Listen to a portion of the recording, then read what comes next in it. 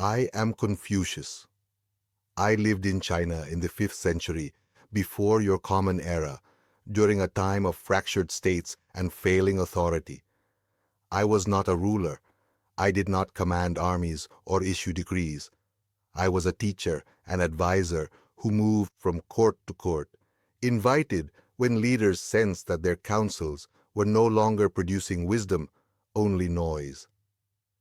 What I observed was always the same. Intelligent people gathered with power, experience, and intention. And yet their meetings collapsed, not because ideas were lacking, but because no one knew how to hold the room long enough for judgment to form. People spoke too quickly. Rank went unmanaged. Disagreement arrived without preparation. Dignity was lost, and with it, the willingness to think. I did not write a book of rules. What you now call the Analects was gathered later by students who remembered how rooms changed when they were guided differently. They recorded exchanges, corrections, and moments. Not because I asked them to, but because they saw something working and wished to preserve how it was done. From this, I learned that facilitation, the craft of guiding how people think together, is the most underestimated skill wherever people gather. When it works, it is invisible. People praise chemistry, charisma, or luck. When it fails, they blame the participants. This is a mistake. The room behaves according to how it is held. In the gatherings I advised, we never began with content. We began with dignity. Rank was acknowledged, so it would not dominate. Senior voices spoke early to steady the room, then withdrew, so others could enter without fear. Questions of value came before questions of strategy. Concerns were voiced before proposals.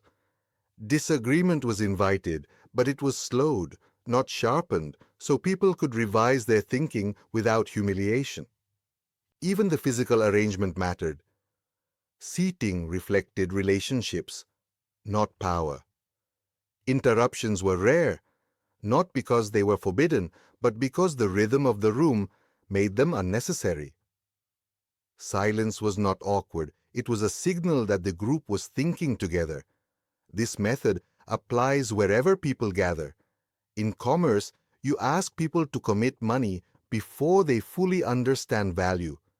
In culture, you ask for alignment before meaning has settled. In social life, you ask for intimacy before safety exists. Each time, the order is reversed and trust weakens. People still commit, but they do so defensively. Certainty becomes armor. You call this facilitation. I would call it responsibility.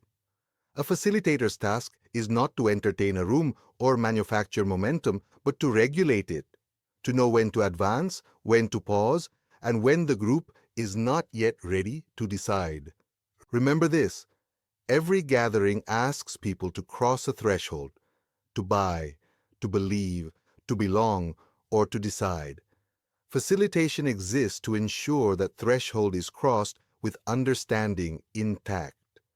When this craft is practiced well, gatherings stop performing and begin producing. When it is ignored, even the best intentions collapse into noise.